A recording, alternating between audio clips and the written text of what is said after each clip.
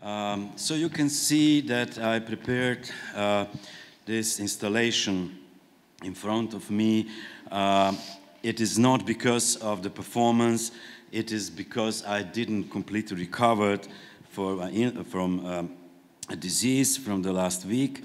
So I will try to somehow to come to the end of this presentation. I hope that my throat will allow me to do it. Otherwise, I will help myself with these props here on the table. I cannot see you because of the light, but I am happy that you see me and you will see the slides I prepared for you. In my abstract, I promise to highlight several important theatrical paradigms that had important influence on the development of theater and related performing practices in the second part of the 20th century and early 21st century in Slovenia. Maybe I will not keep my word entirely because the time of the presentation is of course limited to only 30 minutes. But of course I will try to point out at least some of these paradigmatic examples. In order to be as concise as possible, I prepared this presentation in written, which is usually not my style, but because of all these obstacles, I did it. So I will try to use this text to simply to go through the presentation in a smooth and relatively quick way. So let me start immediately with the body or physical theater as a recognizable artistic practice which emerged in Slovenia at the turn of the 1960s and 1970s, at that time commonly referred to as that of the neo-avant-garde and characterized by the work of the groups such as Oho, Pupilja, Ferkewerk Theater, Glej Theater, Pekarna Theater, Nomenklatura, and some other groups and non-institutional theater collectives. Experimenting with group creation in the 1960s and the 1970s was, of course, associated with a broader social climate that encouraged individual creativity, but within the group.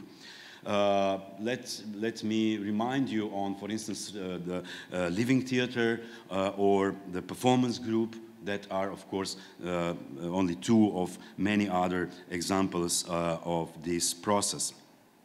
In Slovenia, too, we can find examples of theater groups that at that time practiced similar forms of group creation. Among them, for instance, Pupilja Ferkewerk Theater.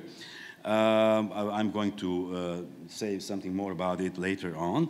As for now, just this, when he later remembered his collaboration with Pupilja group, the director, Dušan Jovanović, used the words like group, tribe, fraternity, etc.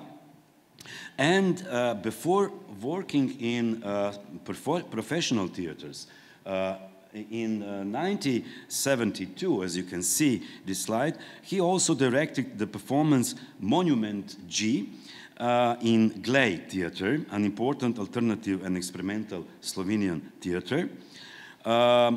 Of the 12 actors at the beginning of the process, only Jožica Aubel, the actress we see on the slide, remained until the premiere, and a musician, Matjaž Jarc.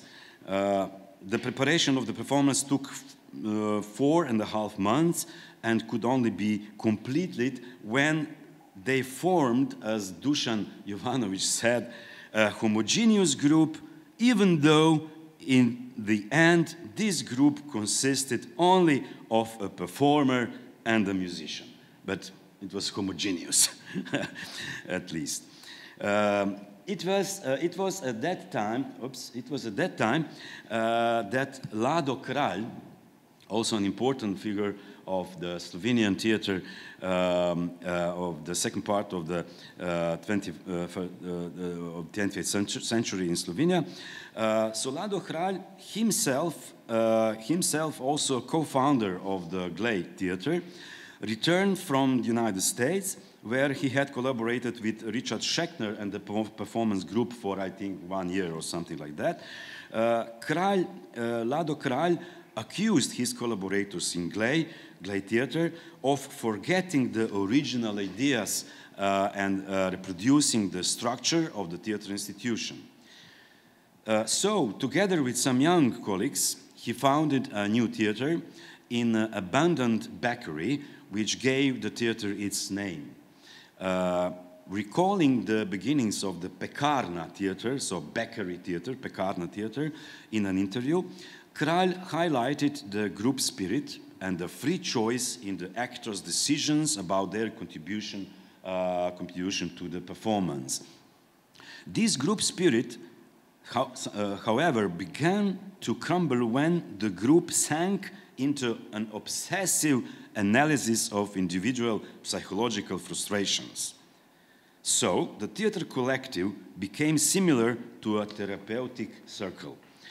Of course, creation in theater should be something more than a mental rehabilitation, which is even completely spontaneous and unprofessional.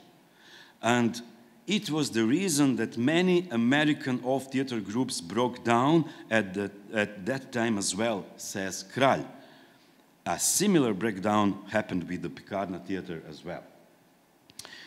The phenomenon of collective creation is usually associated with the 1960s, the processes in the theater at that time, and the broader political processes in society, especially with the student movement, hippie lifestyle, communas, and things like that. You all know what I'm talking about. One of the most prominent theater groups practicing that kind of lifestyle was already mentioned Pupilja Ferkewerk Theater. So let me say now a bit more about it, because it was quite an important phenomenon at that time in Slovenian theater.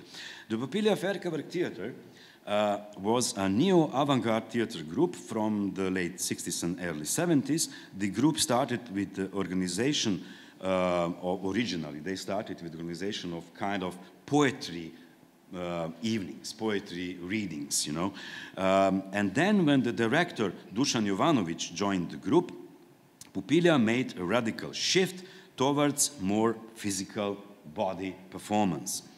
Together with Jovanović, the group produced an important performance with a witty name, Pupilja, Papa Pupilo, and the Pupilčeks, like small Pupilčeks.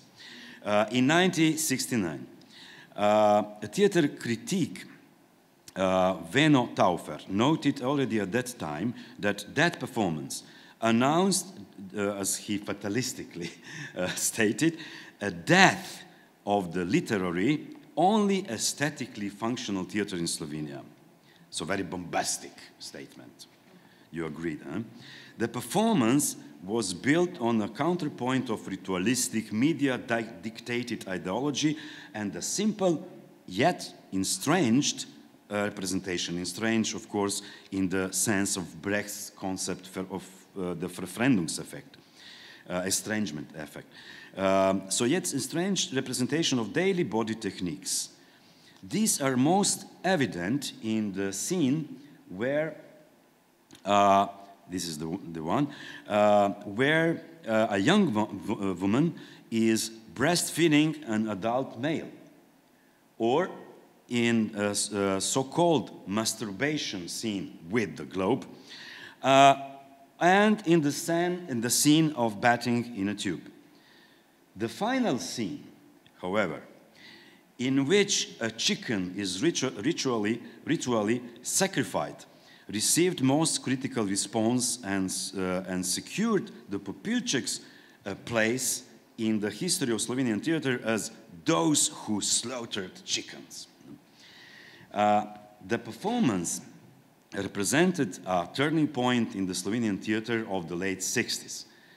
It put transparently, although still I would say a bit naively, but nevertheless, it put the status of the actor's body in the foreground.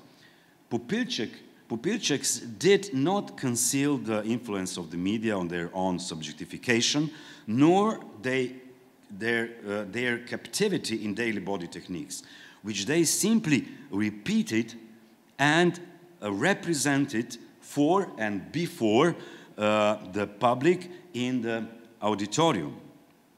And precisely this unbearable easiness with which they demonstrated the techniques of their own bodies, transforming them into socially controlled bodies, was that provocative gesture, that sharp point which cut deep into the self-satisfaction of the mainstream theater at that time in Slovenia.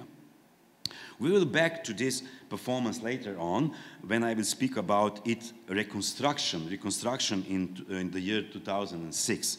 Now only a few words about some developments in the 1980s. The 1980s were an especially interesting era in the contemporary history of Slovenia. This decade saw the emergence of new social, subcultural, countercultural movements, I don't know, peace movements, alternative publications, women and gay and lesbian movements, punk rock bands, progressive social theory, and many alternative artistic and cultural practices. The alternative scene flourished most dramatically during those anarchic times of the 1980s, when the old system and government were slowly dying away, while the new ones had not yet been born. If you ask me, golden times for culture and theater and art in Slovenia. In socialist Yugoslavia, there was much debating about political art and especially about political theater during the 1980s, when so-called engaged theater began to confront with various traumas and taboos of late socialist society. In Slovenia, an especially important representative of that trend was the Mladinsko theater in Ljubljana. Beginning in 1980s, that theater developed a recognizable style of its own, dominated by political subjects, urban subculture, collective acting, and a relatively young audience. But despite many achievements and some undoubtedly superb performances, in the former Yugoslavia, political theater was exhausted both as an idea and as a practice already by the late 1980s.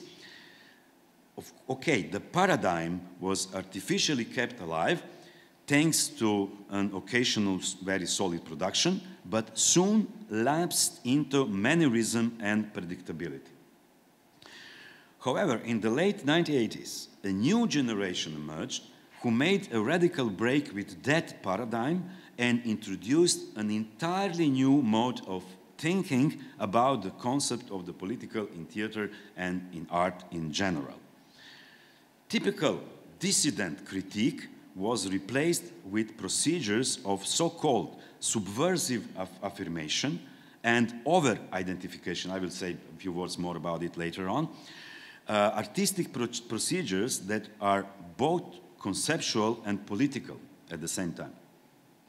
The political optics was changing radically, and the subversion of art no longer resided in reading, so-called reading between the lines, but rather in how to treat political subject in artworks and how the audience might perceive them. In the mid-80s in Ljubljana, 3 previously autonomous art groups came together to establish a new collective which became a very, very important cultural collective, artistic collective in Slovenia. It is called Neue Slowenische Kunst, NSK. it is, it is originally in German, and it is deliberately so. So new Slovenian art, yeah, Neue Slowenische Kunst, or NSK. These three entities were the music and multimedia group Laibach, then Scipion Nasice Sisters Theater, it is the theater department, and the visual art group Irvin. NSK included also some other divisions, but these three were I would say, the most important. We don't have time to go into details, of course. In the 1980s, NSK appropriated Eastern European and especially Slovenian artistic avant-gardes, as well as socialist political and cultural ideology, to construct so-called retro avant-garde. The most important production of the theater department of NSK was, I would say without any doubt, Baptism under the mountain Triglav. So, Krst pod Triglavom in Slovenian, Baptism under the Triglav, the mountain Triglav. It was premiered in 1986, and it was directed by Dragan Živadinov, who was the leading, and still is, the leading person of this theater department of NSK. The work of Dragan Živadinov and NSK was important, very important inspiration for a whole generation of Slovenian theater directors in the 1990s, and also still in the beginning of the 21st century. Of course, I don't have time to speak about all the directors from that generation. It is impossible. So let me focus here only on two of them, Matjaž Berger and Emil Hrvatin, who in the meantime changed his name to Janez Janša, which was a conceptual project in its own right. I will also say a few words later on. From his rich opus, I will shortly mention here just one performance directed by Matjaž Berger. So let me start with Matjaž Berger.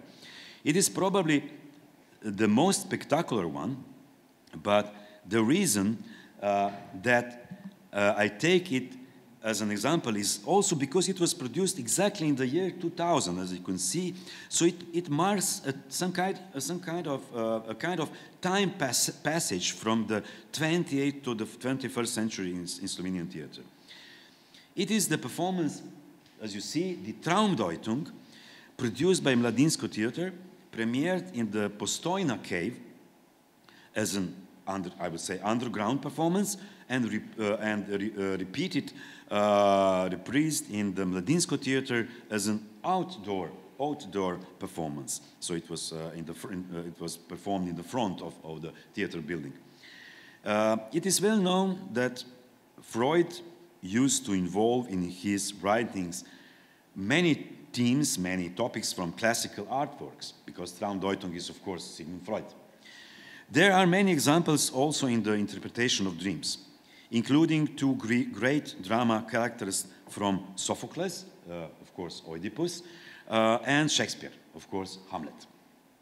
In the year 2000, exactly 1 century after the first publication of the book, Matjaž Berger directed a peculiar performance based on Freud, the interpretation of dreams. The performance was a special achievement in the dramaturgical sense due to the fact that the production turned the way of using references in the opposite way.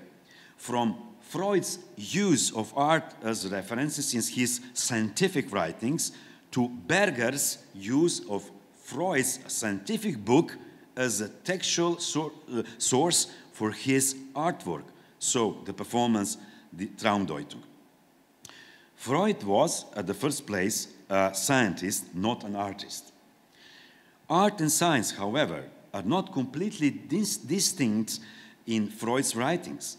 Exactly in the interpretation of dreams, there are obvious examples of Freud's brilliant semi-artistic style of narration. The performance, the Traumdeutung, took place in the Postojna Cave, the most spectacular underground venue in Slovenia and worldwide. You know, it is the longest.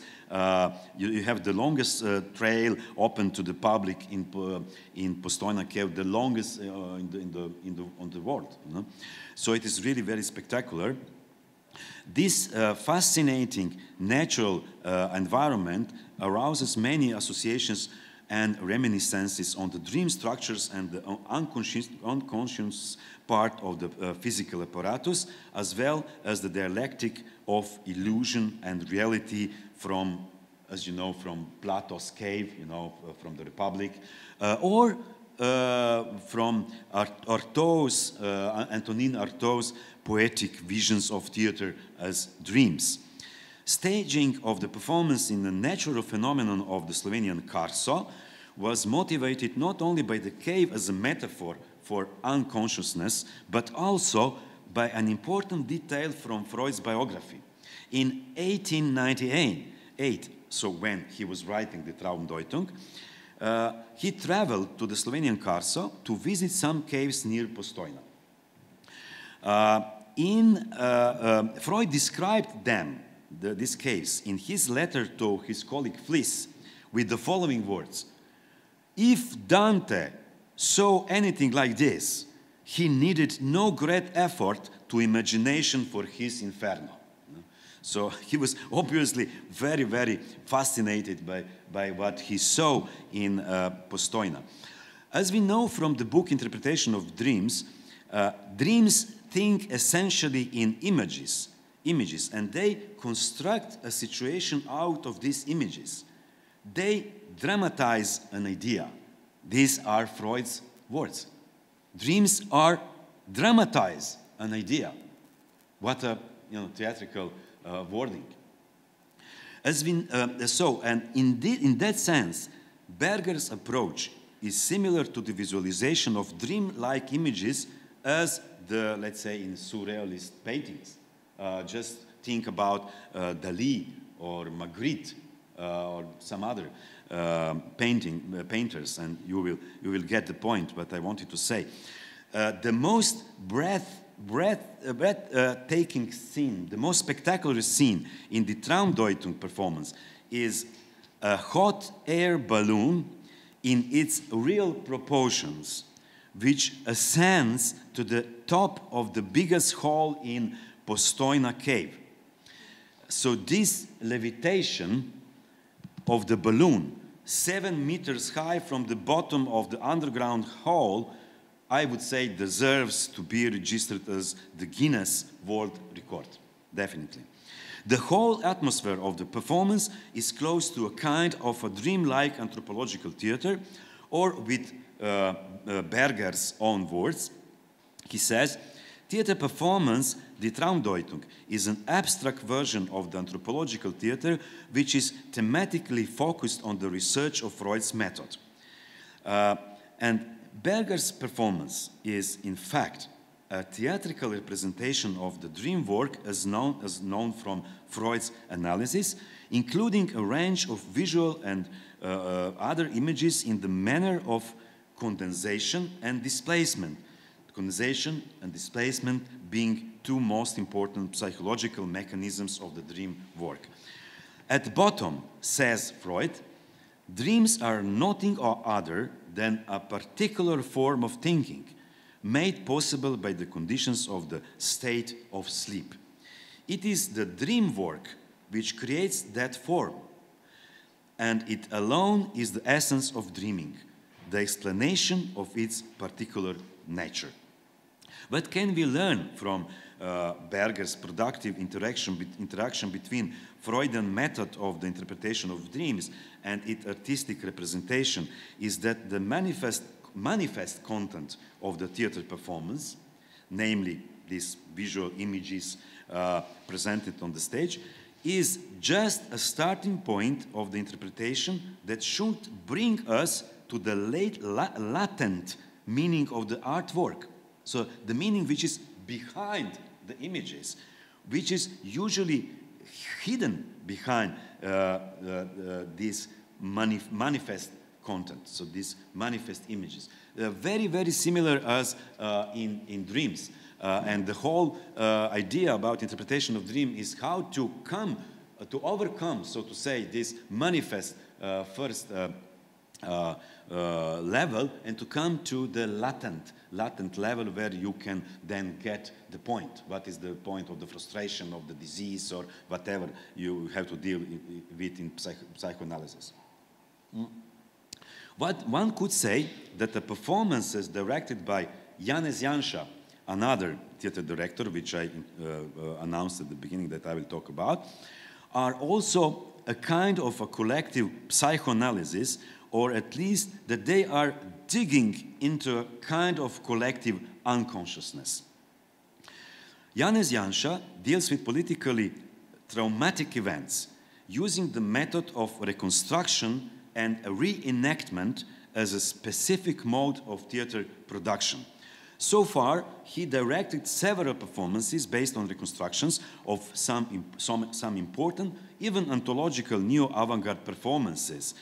There are many examples of Janša reconstructions of the past theater events. One of the most interesting is, however, a reconstruction of the legendary performance by Pupilja Ferkewerk, which I announced earlier. The problem of artists who have undertaken the reconstruction of the original performance was the fact that among them who performed performance in 2006 and Pupilček's original Pupilček, who staged the original performance in 1969, stood the Animal Protection Act, some other legal acts related to the human treatment of animals, and a whole range of international conventions ratified by the Republic of Slovenia. Since the legal provisions specify who, when, how, where, for what purposes, etc., has the right to kill an animal, and because the law did not expressly permit the killing of animals for artistic purposes, it is very likely that in the case of legal complications, the act of slaughtering chicken in the reconstruction would be recognized by the court as a cruelty to animals. At that time, when the reconstruction was staged, the legal person, producer of the performance, might be forced to pay a penalty of 84,000 euro. That of a chicken in this case could mean not only a metaphorical end of the literary functional theater, as it was stated in the previously mentioned critic by Benno Taufer, but a very concrete material collapse of a theater institution. So the producer of the performance. Therefore, the creators of the reconstruction had to find other solutions preventing them from a real financial disaster. They asked the spectators to decide by voting on the last scene of the performance, so where the slaughtering of the chicken should take place. They could choose among 3 recordings. So, the recording of a reconstructed slaughtering of the chicken, the statements of 2 performers who slaughtered the chicken in the original performance, and an excerpt from the regulations on the protection of animals at the time of slaughter. And then there was a 4th option, which was slaughtering the animal live, except on one occasion, only one occasion, but they had a lot of repetitions, but only one occasion, the audience always choose the live killing of the chicken. With this version of the scene, when this version of the scene was selected by a majority of votes, spectators had to cope with the consequence of their own decision. The performers asked that somebody among them who voted for slaughter comes on the stage and executes it. The scene is, of course, arranged in a way that it remained completely unclear whether the chicken was slaughtered or not. And it was, in fact, of course, the effect the creators of the reconstruction wanted to achieve. Of course, many legal provisions of the protection of animal in the legal systems of modern parliamentary democracies are impregnated with hypocrisy and double standards. Although these laws prohibit the killing of animals for artistic purposes, they still allow the controlled killing of animals in traditional sports, events, hunting in religious purposes for the needs of scientific museums, in experiments and scientific research purposes, educational purposes, and so on and so on. Here we see Dusan Jovanović in the front during one of the performance of the reconstructed performance, because he was also invited, to take part in the performance. A year after the premiere of the reconstructed Pupilia's performance, the director of the performance decided to change his original name, so Emil Hrvatin, to Janez Janša, a prominent politician, the leader of the strongest right-wing political party, and at that time Prime Minister of Slovenia.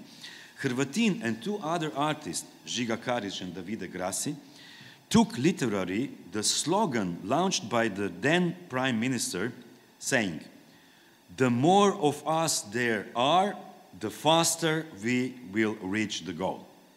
And they took it literally. So let's change our names to Janez Janša. The more Janez Janša there will be, we will faster reach our goal. Who knows what is the goal, but okay. Three of them. So all three artists, they changed their names into Janez Janša. With this gesture, a real name is in fact being, I would say, appropriated by a group of artists and turned into a kind of multiple name. What is more, this appropriation is occurring in a real life. So it was not a nickname. It was just a real life in accordance with the prescribed official process for legal name changes. So they officially changed their names. The method the artists are using here is in fact repeating of the method which I mentioned earlier from the 1980s, method of subversive affirmation or so-called over-identification. The basic principle of the over-identification method is embedded in an unmasking of the political system as internalized cynicism. The most effective way to break through the ideological barrier is not to take the classic dissident position, since that is precisely what is expected and even desired by the system as such. But to do completely to the opposite, to engage in a fanatical struggle on behalf of the targeted idea in its purest and most authentic form. So not to write or to speak or to do anything against the idea, but to vice versa, to be fanatically, in favor of it. And what is it sounds absurd, but it functions because in subversive affirmation there is always a surplus which destabilizes affirmation and turns it into its opposite. So this is the game. This is how the system works. After the renaming, Janez Janša continued with staging various reconstructions and reenactment projects.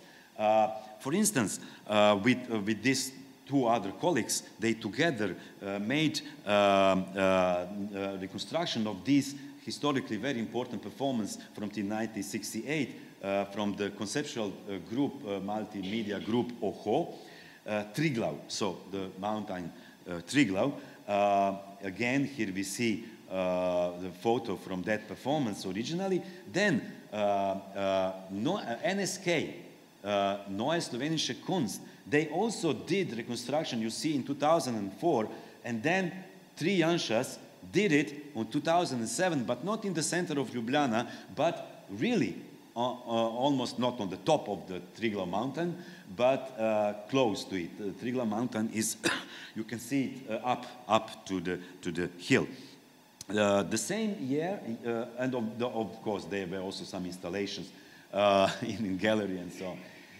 In 2007, Janez Janša, the theater man Janez Janša, director, Emil Hrvatin, he directed this performance Fake It, which is a very witty and clever idea to reconstruct the most important emblematic scenes from some important, historically important performances, like Trisha Brown, Accumulation, for instance.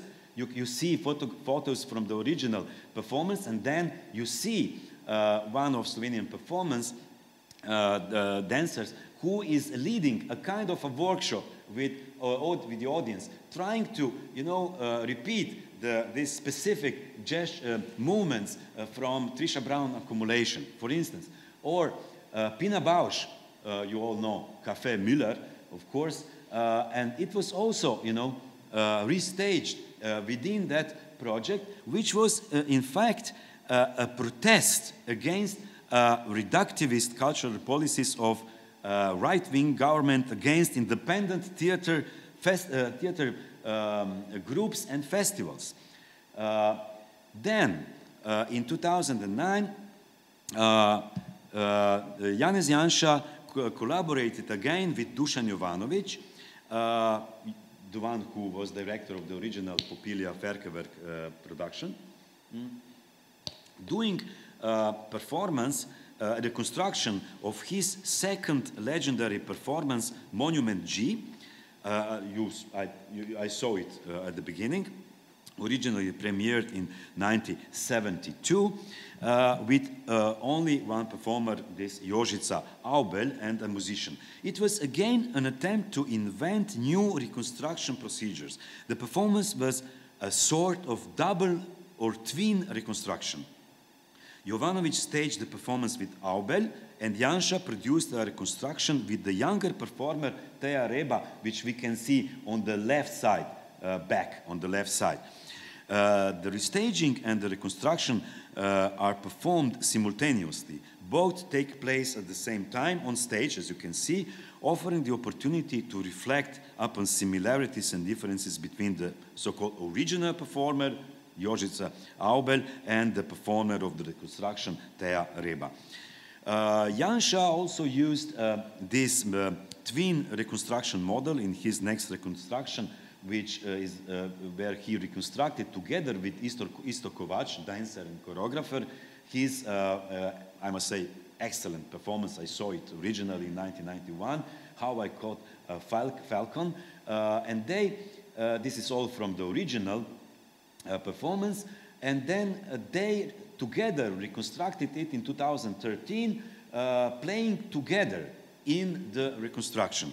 So Janez Janša on the right is not a dancer, and Isto Kovač is of my age, so he's not really, his body is not really in the best condition, for producing really, how to say, difficult like this, difficult movements at the stage. But it was the whole idea about the reconstruction was that Janša and Isto Kovač danced together this choreography of Kovač youth production, and by doing it, they questioned a common belief that aging inevitably means the end of the artistic career to a dance artist. And now, if I have 5-6 minutes more, I don't know, Jadwiga, do I have it? No. Because I would like to make some final points with two of his... Sorry? 3 minutes. Oh my God, it is going to be difficult. But, okay. Did you count also your introduction at the beginning? So, just give me back these 3-4 minutes. Okay, I'm joking. I will try to make it as short as possible. At least just to mention these two performances by Janez Janša, who are really important. These are, how to say, very special kind of reconstructions.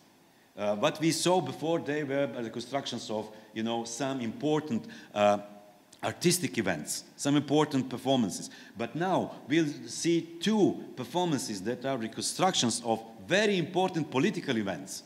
The first one, Slovenian National Theatre. It sounds like, you know, Slovenian National Theatre as a building in the, I don't know, in Ljubljana. No, it is not Slovenian National Theatre as institution. It is meant that this is the theatre which is staged by the Slovenian nation, but Slovenian nation in very nationalistic, ideological terms. What was this?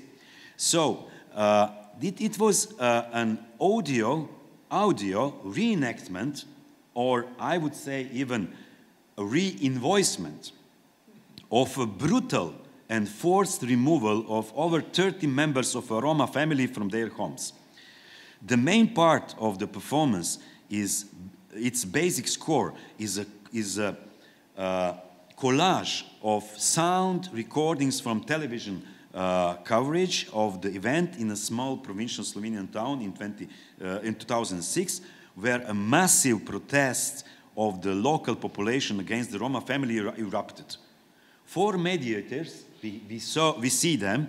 They could also be called simultaneous interpreters, so if you want, repeat the statements made by politicians, local nationalistic leaders, angry mob.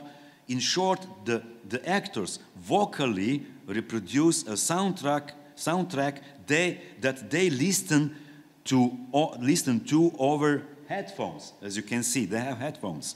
So in other words, the spectators cannot hear the soundtrack. They can hear only performers re-invoicing the soundtrack, okay?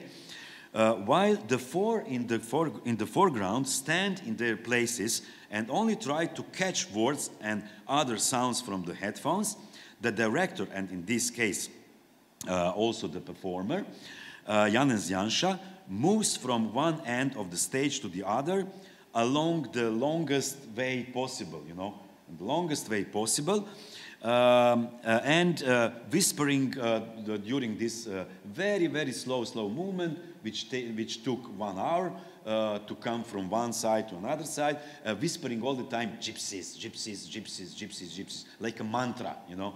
He's repeating all the time, 1 hour, gypsies, gypsies, gypsies. And then was there at the end, there is a huge crescendo with all of them together. This is the scene, and that's the end. Slovenian National Theatre is a theatrical reenactment of a series of violent actions that led to expulsion of the Roma family from their settlement. Metaphorically, the drama was written by the agents of these events themselves. The national masses and their representatives, so local and governmental politicians, print and electronic media, etc., they are creators of the text for the play. So the creators of the performance, they only needed to dramaturgically process the recordings and simply repeat them on the stage. So it was the only thing they should do. So Slovenian National Theatre is a reconstruction of an event that could be described as a kind of reading performance, as a live radio broadcast, perhaps as a sound transcription of a street event into a theatrical declamation, or simply as a staging of a score of a media reports. If we compare it with genres from the history of theater, it could be kind of a mixture of Peter Weiss documentary theater, or let's say Bertolt Brecht's learning play, Lehrstück. As in Brecht learning play, the way of performing in this production is strictly distanced and very disciplined, without any artificial acting, with this performance functioning, in fact, as a chorus and things like that. Now, My second example, I'm afraid I don't have time to say more about it.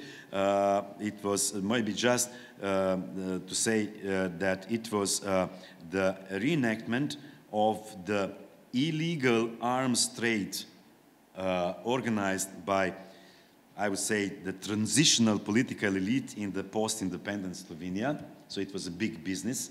It was the times of the war in the former Yugoslavia and immediately after that.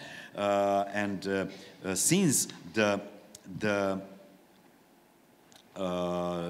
case didn't find an epilogue at the court, artists from the Mladinsko Theater, and Janez Janša was the director of it, they did the performance out of it, called the Republic of Slovenia. As you see, we had Slovenian National Theater, then the Republic of Slovenia. Very, basic names. It could be also misleading, but it is very conceptual. And just to explain these photos, and then I will close the speech. In the first act, it is the testimony of this man who was a former military intelligence agent, who was hit by a very bizarre task to count thousands of banknotes of various currencies that later on disappeared unknown where, in suitcases. The second act, here is the second act, is a peculiar reading, very peculiar reading of a transcription of the meeting of the leading Slovenian politicians, including Janez Janša, but the politician, not the artist, of course, in which they discuss how to keep the information on the illegal arms trade secret. And then, these are original documents, from the archives. And then the third scene, which is the most spectacular, it is a reconstruction of so-called Smolnikar affair. It was a brutal arrest of a police agent, Tone Smolnikar, by a special military unit. Speaking from three perspectives, or rather, how the arrest has been interpreted by its protagonists. So, on one side, Smolnikar, this agent, then members of the special unit of the Slovenian army. We see them here from the performance, and police officers who came to the place of the event. And this is the prosecutor, who was a lady who is in favor of politician Janez Janša. So for her, it was the most important thing that nothing happened. And at the end, of course, nothing happened. But then the performance came with the reconstruction of these events, and it was a huge scandal, not only cultural but also political. I think I really have to stop here, and maybe if you want later on in the discussion, I can answer to some questions and to add a little bit more if there will be time. Thank you for your attention.